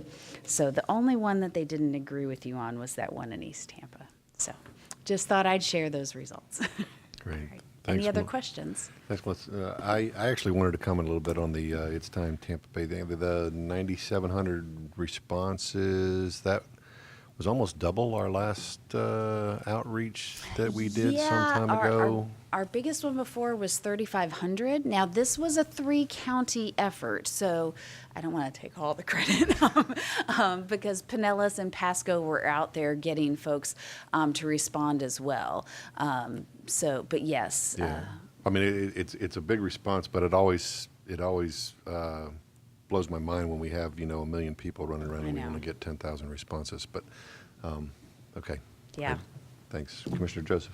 Hi, thank you, Mr. Chair. I was just wondering how the community profile for Ruskin project has been going forward. I see the end date's 12/31. Does that mean we're going to be re-signing another? No, they next have year? been working on that. I don't think that they have gone out and met with any of the stakeholders yet. I think that piece is still remaining, but they have been doing, most of it is background market analysis, real estate market analysis, some analysis on existing conditions. So they've been doing most of that, a lot of that work. So I think we're on track for it to be done in December, but they do need to have some meetings with some stakeholders. Okay, thank you. Sure. And then I was going to say, I was wondering what Mary was doing here. So now I know. Thank you.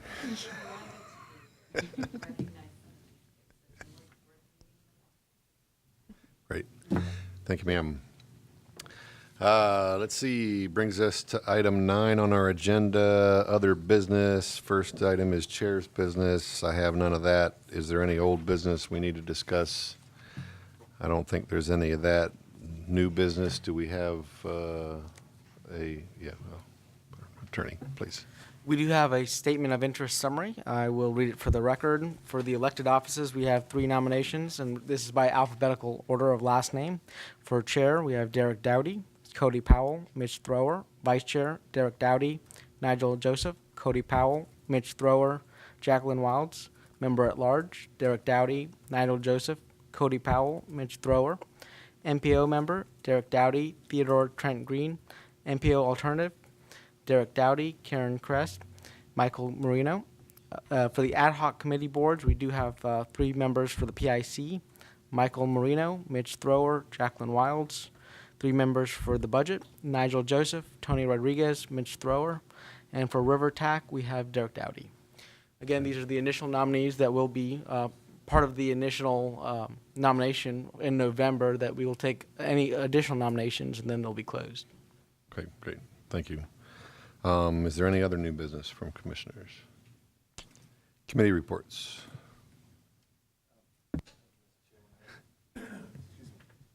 Very briefly. What you needed, it didn't go. Yep. Okay. Very briefly, MPO report. Not a lot happened last week at the MPO board meeting, but there was one action item that generated an awful lot of discussion. And it had to do with some system performance measures that have to be reported at the state or federal level. I forget which one, maybe both, but at any rate. what it boils down to, there were reporting requirements for transit asset management for 3 categories: transit asset management, pavement and bridge condition, and system performance. And the bulk of the discussion centered around how these measures are being assessed, and it's clear that we're in maybe several of these categories, we're not spending enough money on our bridges and roadways in terms of maintenance. So we did not act on this item. This is actually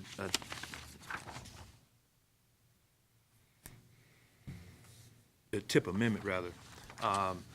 So we did not act on this item, and it was delayed until the next meeting when Ms. Alden will actually poll individual board members about their concerns about how this information is being documented.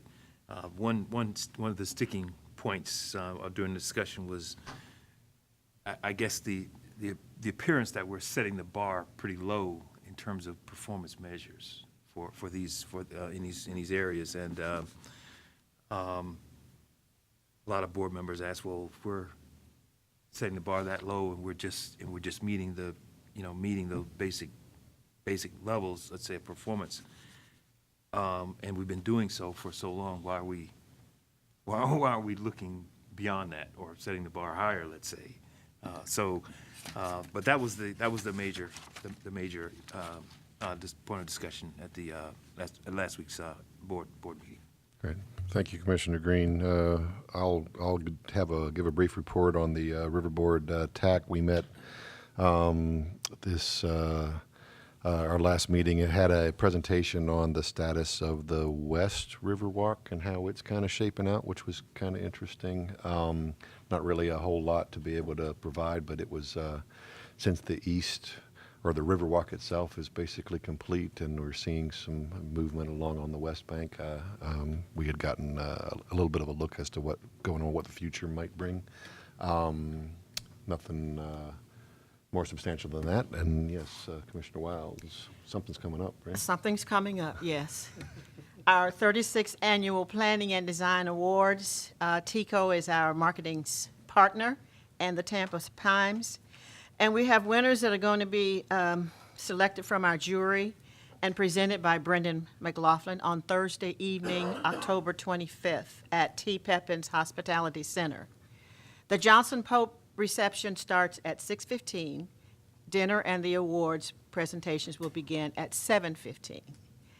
And also, we'd like for you to know that a huge thank you goes out to Mark Bentley, Esquire, and Johnson Pope Counselors at Law for hosting the Johnson Pope reception. We truly appreciate the support of excellence that they've been giving to us and into the community. Also, we'd like to say that this year's we are having a feature from student posters showcasing an outstanding student planning project submitted by the University of South Florida planning students, and special recognition from 3 pillars of our community: Tampa Mayor Bob Buckhorn, THEA CEO Joe Wagoner, and USF's President Judy Ginshift. You have until October 19th to make your reservations for the evening. And for all of you commissioners who have already paid your money and who are going to pay your money, please see Lynn. Thank you very much. Thank you, Commissioner Wiles. Okay, I don't think there are any other committee reports because we hit all the committees. We have a workshop across the hall? Yes, a discussion workshop. A discussion workshop, yeah, discussion, and dinner. So with that, we will, we also have a public hearing coming up somewhere in the neighborhood of 5:30. With that, we're adjourned.